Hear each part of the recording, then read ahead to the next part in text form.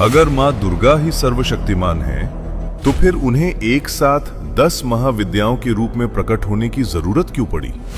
आखिर ऐसी कौन सी शक्ति थी जो एक रूप में व्यक्त नहीं हो सकती थी?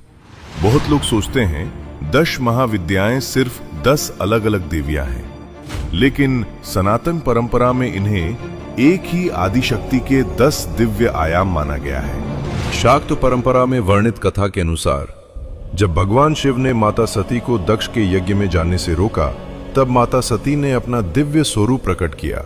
लेकिन ये कोई साधारण रूप नहीं था। आदिशक्ति ने अपने 10 महाविद्या स्वरूप प्रकट कर दिए। महादेव जिस दिशा में बढ़े, उसी दिशा में एक महाविद्या पहले से विराजमान थी। पूर्व, पश्चिम, उत्तर, दक्षिण, चारों ओर केवल आदिशक्ति के दिव्य स्वरूप ही दिखाई दे रहे थे।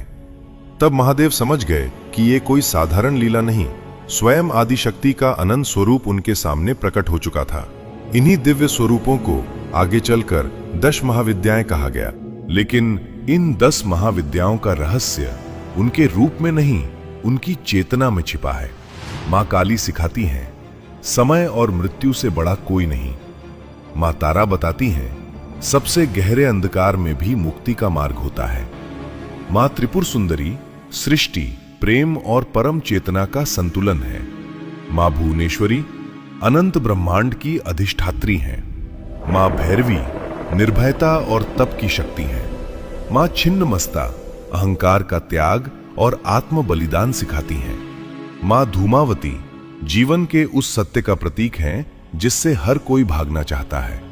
मां बगलामुखी अधर्म और नकारात्मक शक्ति को वहीं रोक देती हैं। मां मातंगी ज्ञान, वाणी और दिव्य बुद्धि की अधिष्ठात्री हैं। और मां कमला समृद्धि, करुणा और पूर्णता का स्वरूप है।